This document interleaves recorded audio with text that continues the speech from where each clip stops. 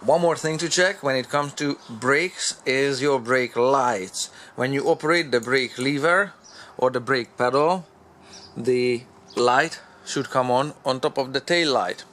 So I'll show you what requires attention here.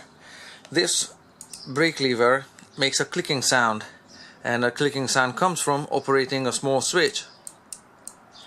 That small switch looks like this, with 2 pins on it for power to come to, and there's a push button on it here, and if you listen carefully you can hear the same clicking sound. This part of the switch here is operated by a part of a brake lever. A good view at it would be from this angle here. Somewhere around there you can see part of the brake lever operating the little push button on the switch that closes the circuit, and then your brake light should in theory come on. However, that's not always the case. Sometimes the wiring that you can see here, this wiring can come loose, and from there you can see the end of the switch there, and in that case you're not gonna have a brake light even though the switch will be working out. Or sometimes this whole unit dies, and this one is cast in one piece. There are no screws on it.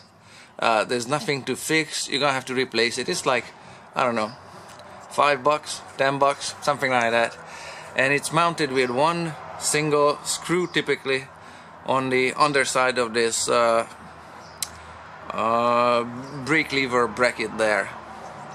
There's also another index pin on it to help you mount it, but that's it. So there's not a lot of adjustments on it, but you have to make sure that it works.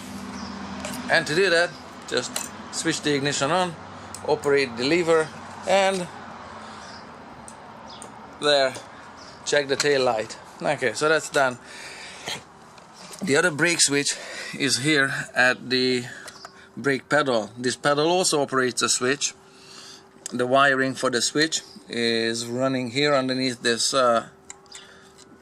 shield or booth here, and the switch itself is inside there. It's really hard to see because there's body panels there, but if I put the camera here, you can kind of see that part of the switch extends, and this switch is adjustable here. You can see a threaded portion, and this nut, I can't do it with one hand holding the camera and the other one adjusting the nut, but and that's how it goes.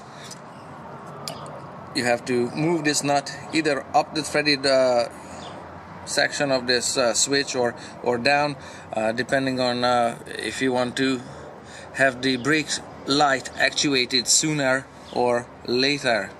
Usually, typical adjustment is if you just cover the brakes, the brake light shouldn't come on, but if you press down, say about 10 millimeters or half an inch on the brake pedal, the brake light should come on. On this bike here, you can see the same switch and the same wiring, the same arrangement here, the threaded portion and the big 70 millimeter nut, this one here, and is operated by the foot pedal here. However, on this one, a piece of wire was pieced in here because this bike did not come with that wire on it originally, and you can see that piece of wire here. So I just put in a little bit of tie wire and just made it work, and you can see on this one how the movable part of the switch extends as I push down on the brake pedal. And again, on this 17 millimeter nut here, you just put a 17 millimeter wrench on it and make adjustment. Fairly straightforward. So make sure that your brake lights, no doubt one brake light works. Okay.